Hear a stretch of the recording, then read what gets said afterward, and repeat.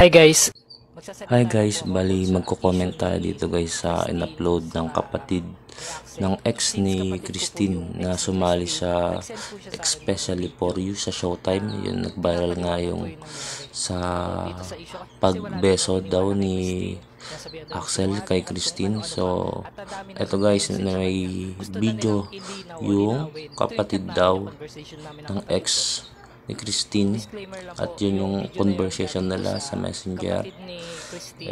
Dahil nga daw balisa or parang hysterical na daw si Christine, ay pinapunta ng Showtime base nga sa kapatid ng ex ni Christine, yung ex ni Christine sa bahay nila para i-comfort.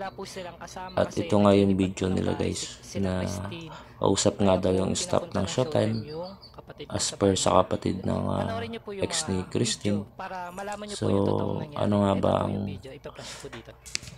nangyari guys? Ano ba talaga? Sino ba dapat ang mag-sorry, or dapat nga bang may mag-sorry? Ganun guys sa viral video na to. Dahil nga panoorin na lang natin. Yung dalawang video na nirelease mo, diba yung unang sabi ko? Ayan guys, umiiyak nga dito si Christine. Hindi mo kasi in-explain ko po na at tatlong video nga po ko eh. Kaya nga, nakatatlong video ka. Papaliwanag mo yung side. Hindi po, iba-iba. Paulit-ulit ko po. Ina-exaggerate ko lang po. Kasi yung mga tao na nire-replyan ko po sila kasi hindi nila mag-get yung point ko. Kapoy po. Hindi nila mag-get ang point mo kasi ang trabaho kasi nila ay mag-bash. So kahit anong... Ngayon po kasi, masyado na silang binigyan ng dahilan. Para may bash ako. Pinubukas niyo ako sinungaling. Paano na po ako? Okay, hindi yan ang nangyari. Hindi yan ang totoong nangyari. Hindi yan ang intensyon. Pero magsasalita... Ay, naku eh.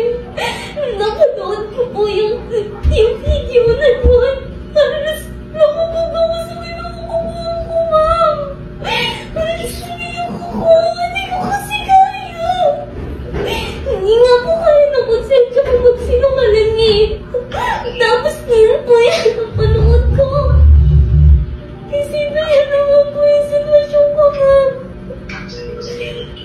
Hindi na ako pinamahan. Sige, Christine, tawagan ka ulit namin, ha?